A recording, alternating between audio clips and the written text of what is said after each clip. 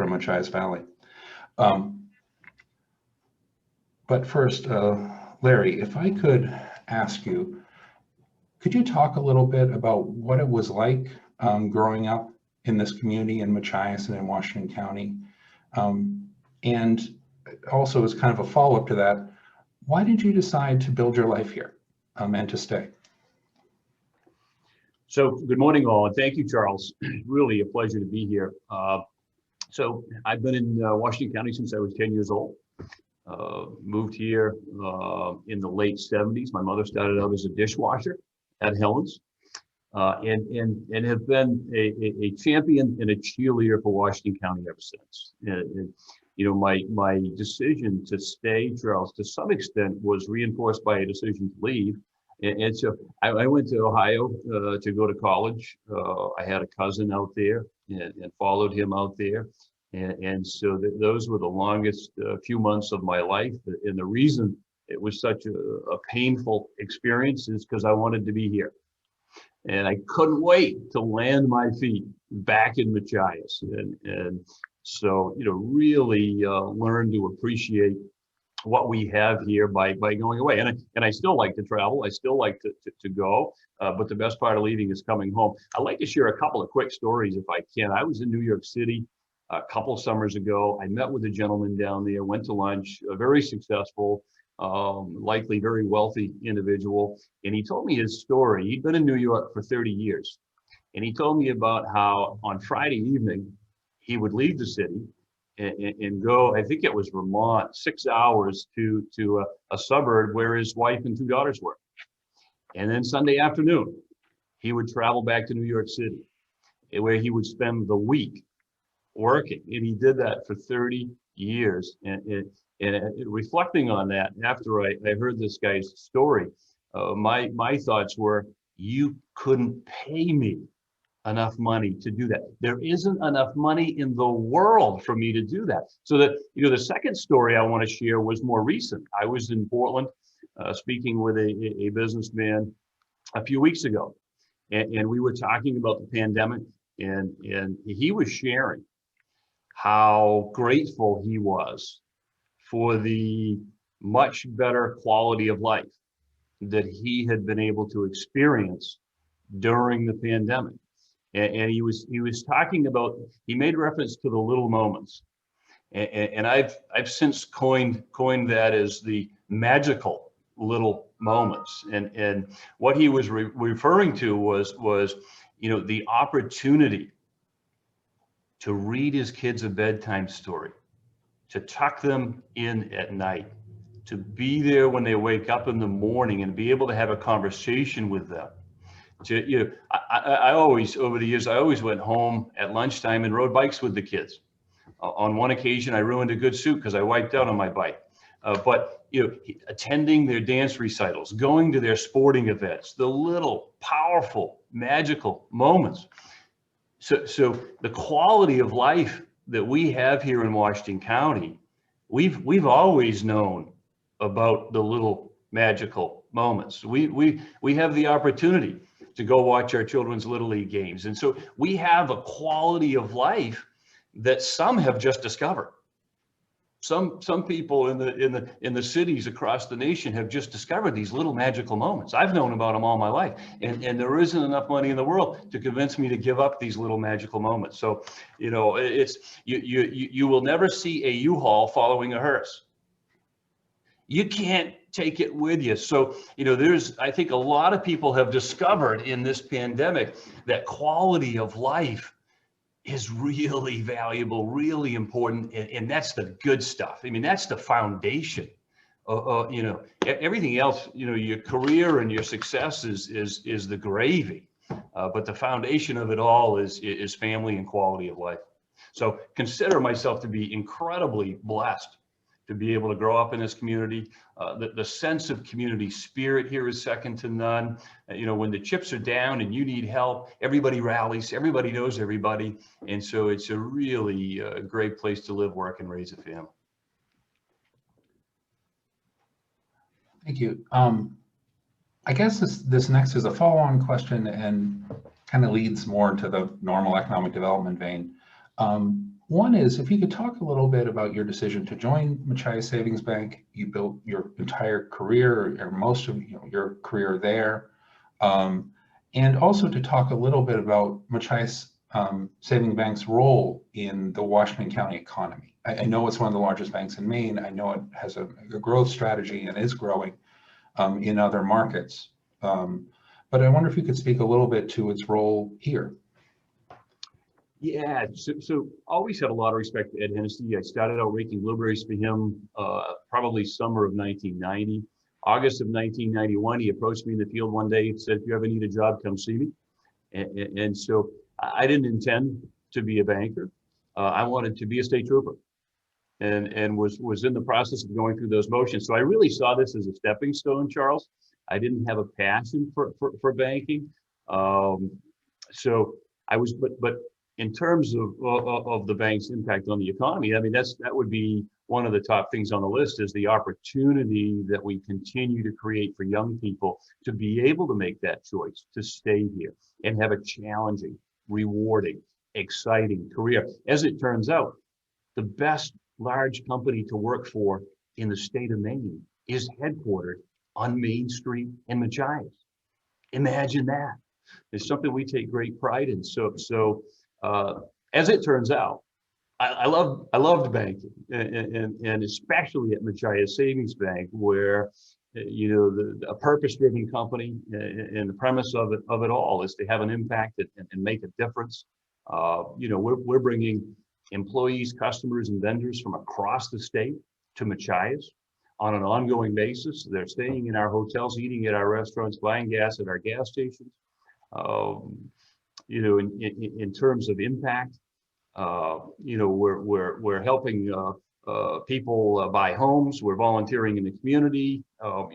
We gave away $800,000 last year across the state of Maine. 30% of that stayed in Washington County.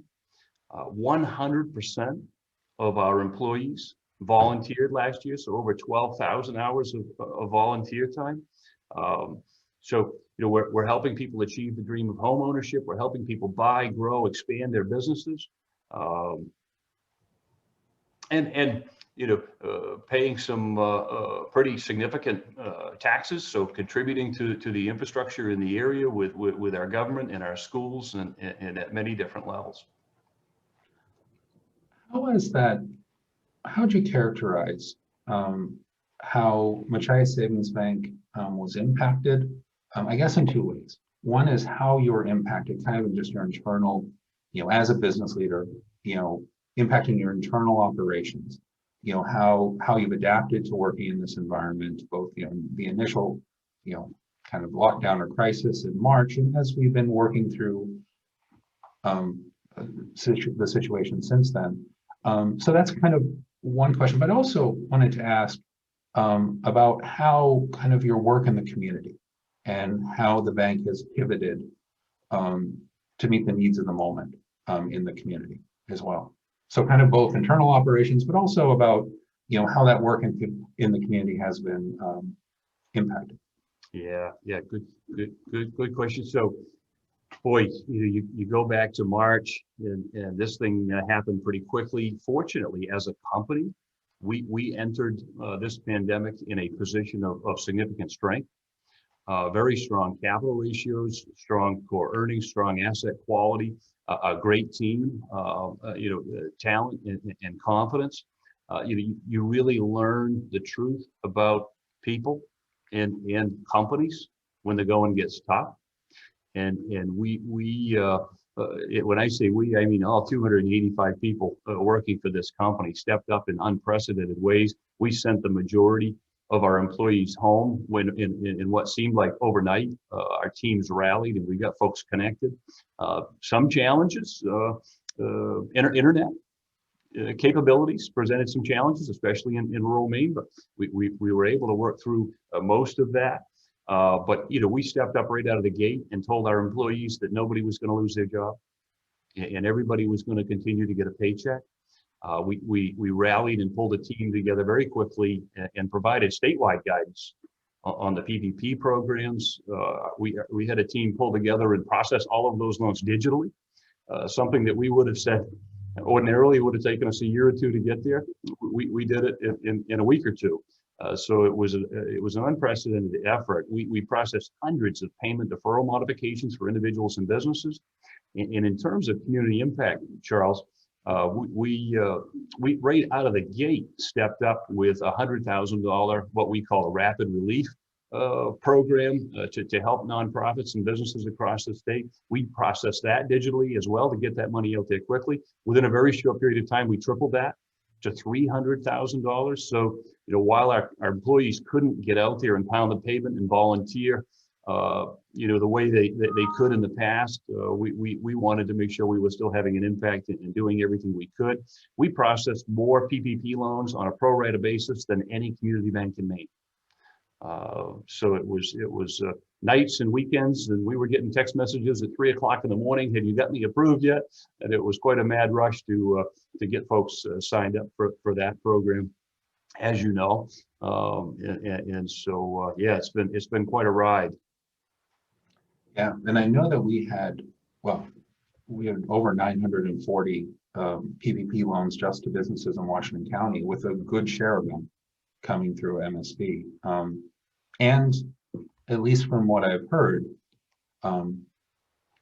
the bank was open to new customers and was available, which was not actually always the case, and unfortunately in other parts of the country. Yeah, it really has presented an opportunity to pick up some great business, even from some companies and folks that we've been talking to over the years who were not able to get their loan processed through their national bank, and it's really presented an opportunity for us to pick up some great business and step up when folks needed it most. Relationship banking never looks so good as when times are tough. And again, it's a reminder for many that it's not all about price, relationship. Knowing that somebody's going to answer the phone when you call is really worth a lot. I did want to just ask, how has COVID-19 impacted you and your family? Yes, so much like I heard from my friend in Portland, there have been more of those magical, powerful moments. So we're incredibly blessed. I have 5 children. All 5 of our children live here in Washington County. A couple of them are still young and in school. But there's a dozen of us gathered around the dinner table almost every night. And so we've had a chance to, like many others, to step back and pause and take inventory of what really matters and spend a fair more amount of time together. My wife runs a business at home, so when the kids were out of school, she was tickled to have them home there with her. Thank you. I wanted to kind of ask about another, of course, COVID-19 dominates so much of our thoughts right now, but wanted to talk about racial equity in Washington County. There's been a growing conversation, a spirited conversation in our country about the role of equity, addressing past discrimination, current discrimination that non-white communities and minority communities face in our country. These conversations, of course, have become much more intense since the death of George Floyd in police custody, and the protests, and with the Black Lives Matter movement growing. But it's a broader, I don't want to minimize that in any way, but it's a very broad conversation about what does racial equity mean in this point, and how do we get from where we are now to a future where we do have greater equity and where race is not an impediment to quality of life, or to just realizing kind of the basic human desires of life, and the pursuit of happiness. So if I could ask you, those are big topics. If I ask you what you're thinking, observing this national conversation that's going on about racial equity in so many forms. What you're thinking when you're looking at this national conversation, really a global conversation, when you think about Washington County, and as a resident of Washington County, where you and your family are, as a business leader and community leader in Washington County, what are you thinking about what that conversation or what the potential might be here? Yeah, Charles, let me preface my answer by saying that 13 years ago, my wife and I adopted a 10-month-old boy from Guatemala. So he is of Mayan Indian descent. We love him dearly, incredibly proud of him, as we are all of our children. Would throw myself in front of a bus for any of them. 2 out of 5 of our children are adopted. This kid has a loving heart. He's caring, compassionate, smart, handsome. His blood is red, just like mine is. So from my perspective, do I think that we should treat every single person on this planet equitably, fairly, with love, compassion, respect, regardless of skin color, gender, sexual preference, etc.? Damn right I do. And so is there an opportunity for progress across this nation and in Washington County? There absolutely is. And it, as you reference, it's a very complex issue. I don't claim to have all the answers, but I certainly do clearly have a passion for wanting everybody to be treated the same, and I have no patience for anything else.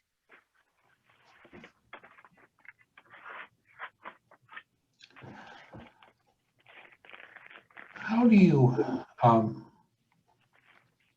well, looking forward, and this is, I guess, it's a different topic, but honestly, very closely related to this idea of how to create an equal playing field and how to create an environment where everyone, can achieve their God-given potential.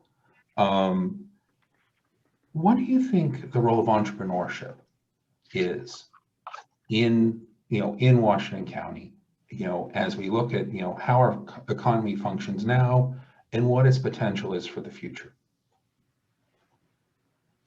Yeah, so as you know, Washington County has a long history of entrepreneurship with our farming, fishing, logging industries. You and I have had conversations about this over the last few years.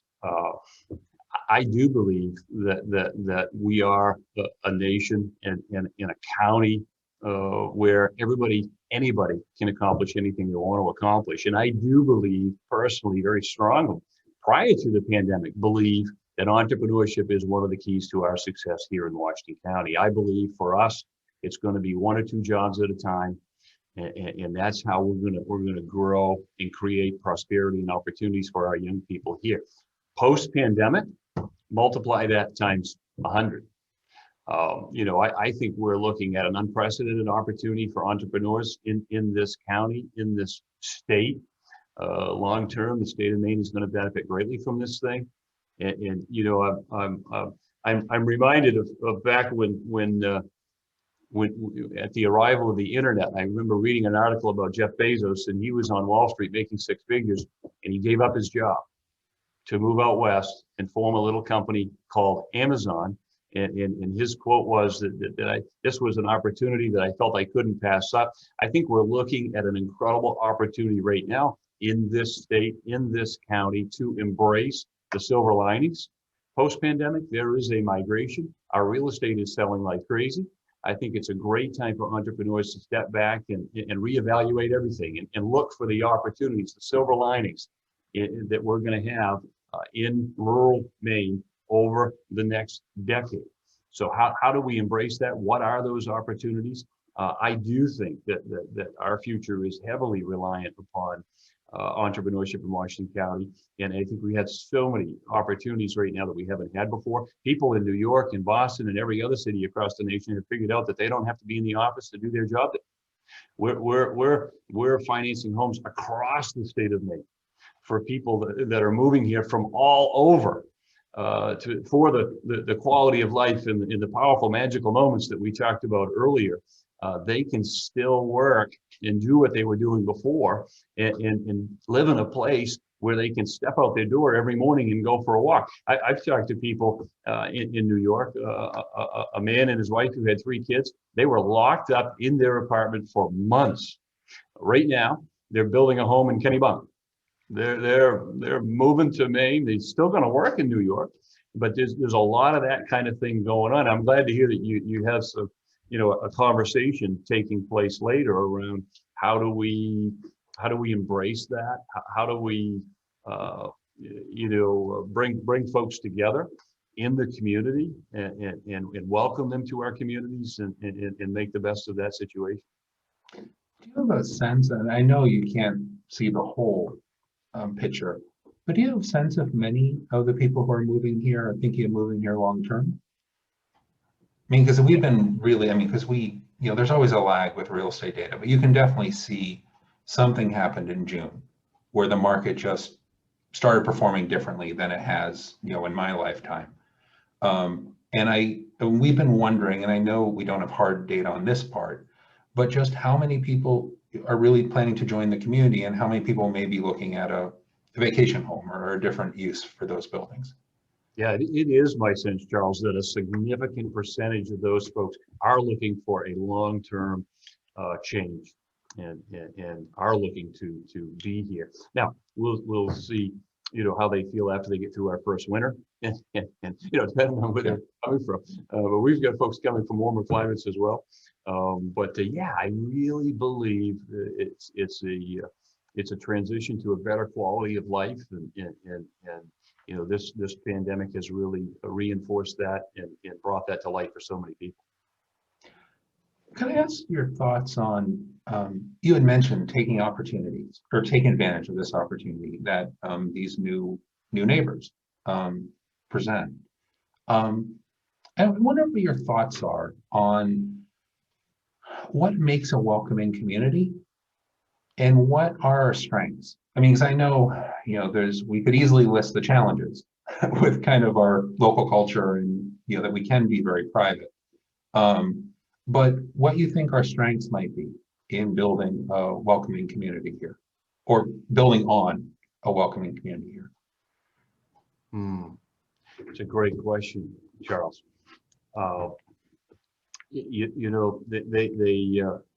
They say one workhorse can pull a ton. If you hitch 2 together, they can pull 3 tons.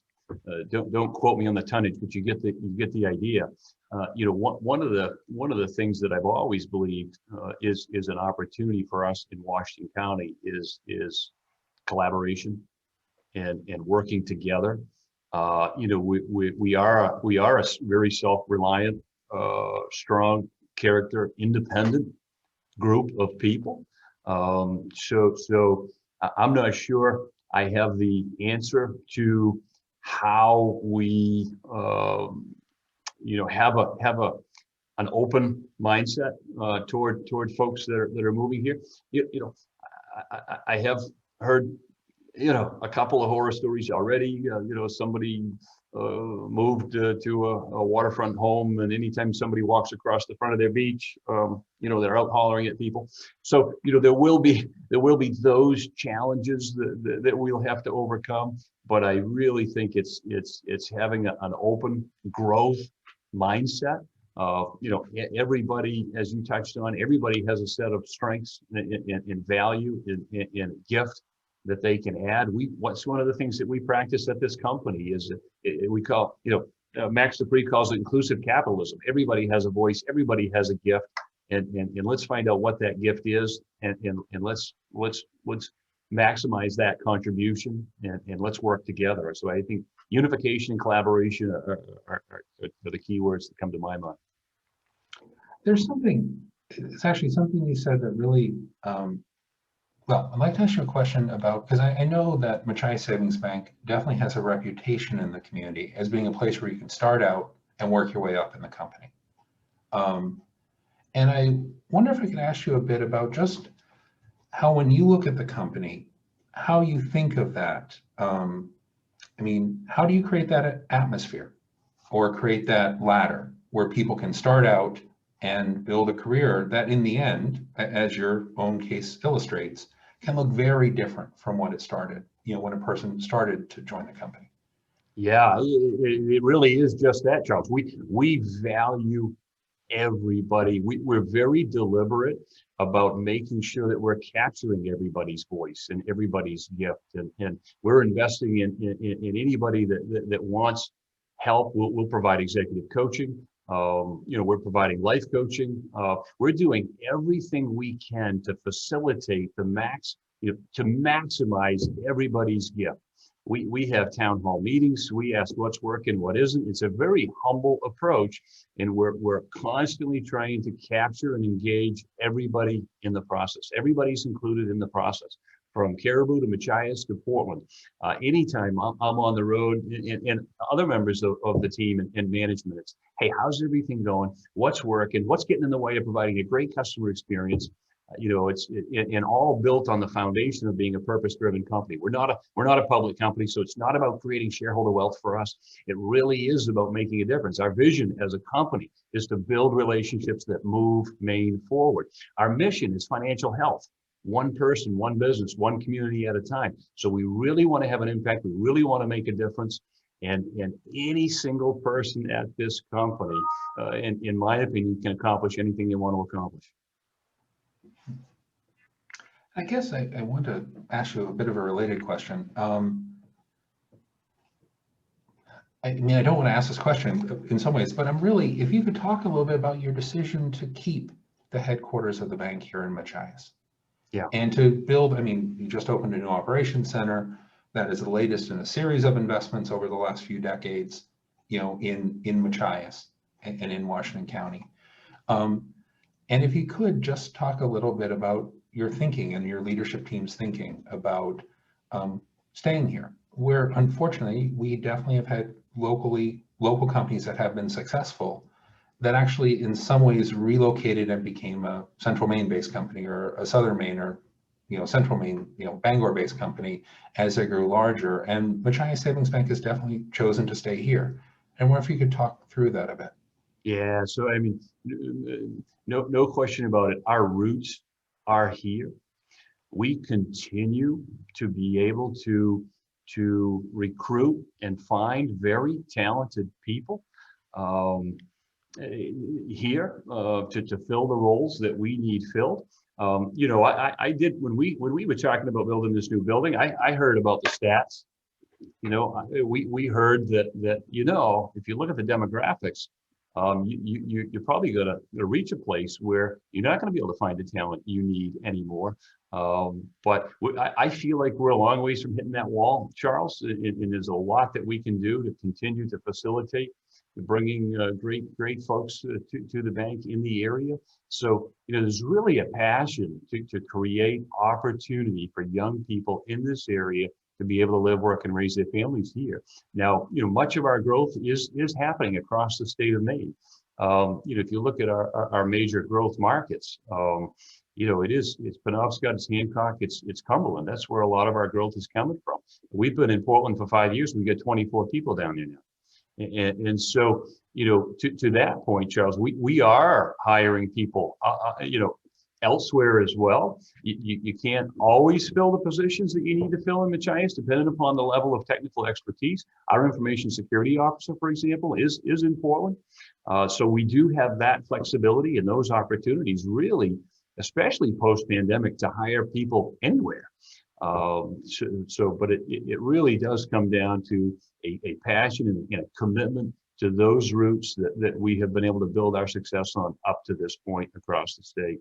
And we really enjoy, growing across the state to continue to support an investment in Washington County. We have 140 employees here now, and we're proud of that. when you think about, I mean, to be honest, we're in the midst of a national, really global crisis. And although in some ways Washington County has been extremely fortunate so far, I mean, we don't really know what the next 6 months or year will hold. But I wanted to ask you, what gives you hope in this time? When you're thinking about, looking forward to the future, thinking about what this community, will be in 6 months or 6 years or 60 years, what gives you hope? Yeah.